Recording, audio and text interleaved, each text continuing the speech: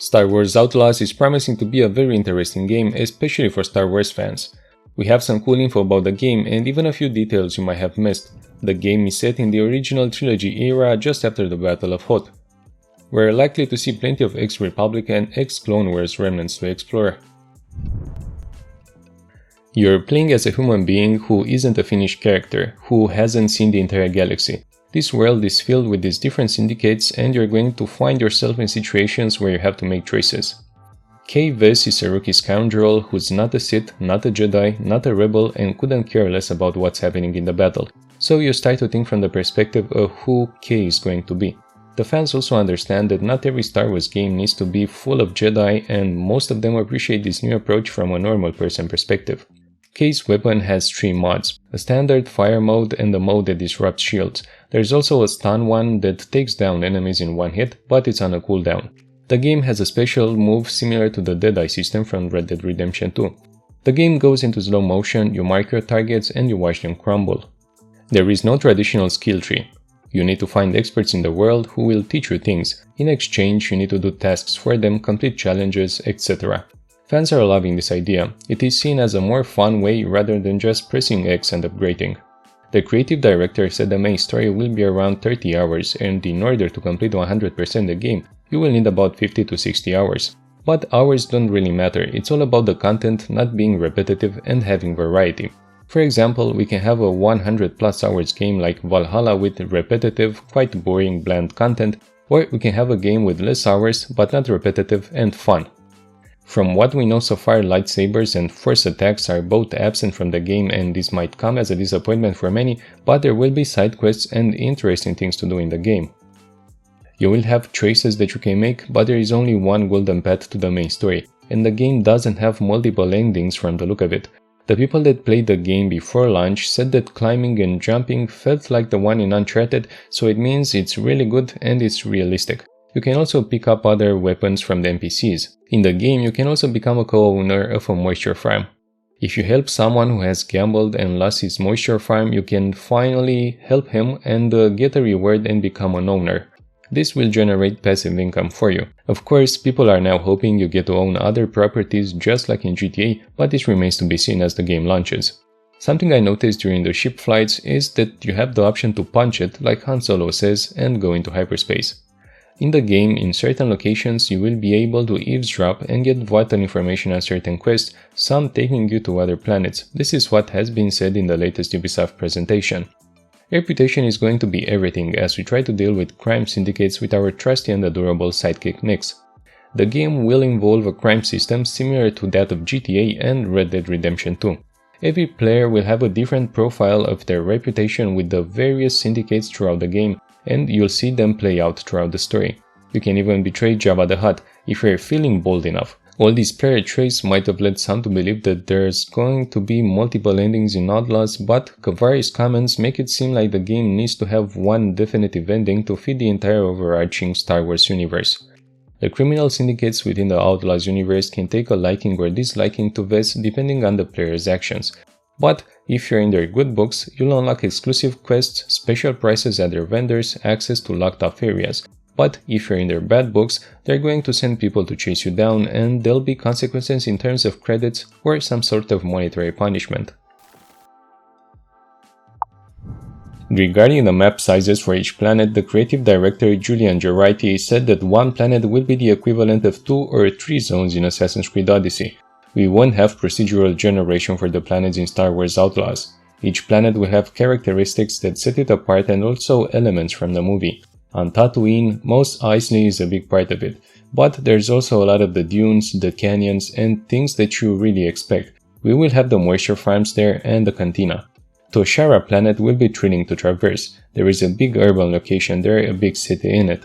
Julian Gerardi said, "We went to Tanzania to do some audio recordings to capture the soundscape, so the biome is based on the African savanna, but with huge amberine slabs of crystal, and amberine is beautiful in the game because it catches and reflects light.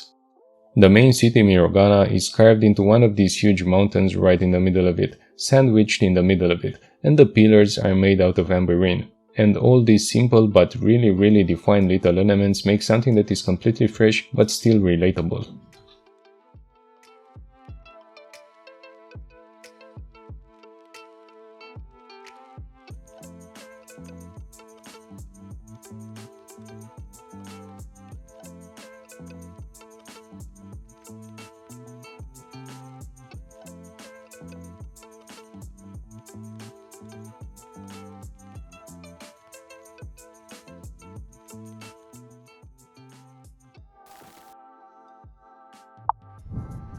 The Ashiga Clan is a clan that was created in close collaboration with Lucasfilm Games. They're based on Kijimi, which we saw in The Rise of Skywalker. It's a faction that was really designed around the idea of a very hierarchical society that's based on honor, tradition, history.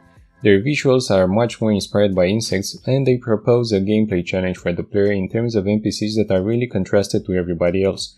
So that's not just in combat, but it's also in stealth. There's a lot of things that they managed to fill out in order to be able to have a very different experience for players compared to some of the other syndicates that you'll meet, like the Huts or the Pikes. You're going to decide where you go, how you get there, who you're going to work with, who you're not going to work with, and how you're going to make those credits, and how you're going to get away from the bounty on your head. That's really the spirit behind this open world Star Wars game. Marta Jonkers, who was the senior concept artist at CD Projekt Red for Cyberpunk, we can expect a similar vibe here, and is now the associate art director for Star Wars Outlaws, said the following.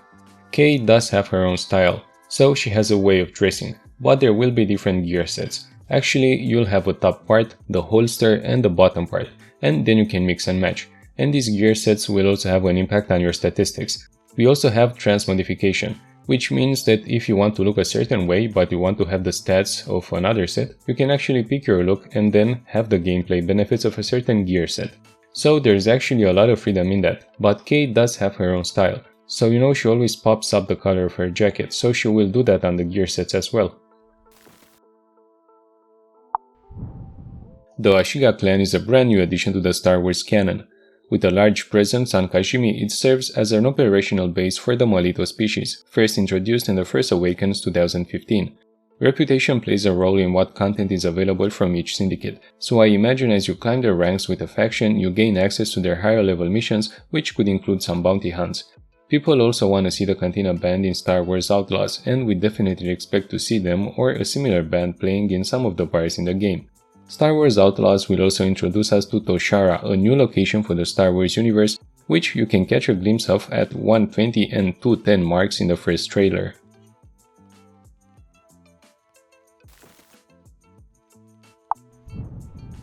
Fans are also asking in the future for similar Star Wars games, archetype-specific Star Wars games. Imagine if we had standalone games for each archetype, like the Mandalorians, Sith, and Bounty Hunters, allowing for even deeper storytelling and gameplay experiences tailored to each role.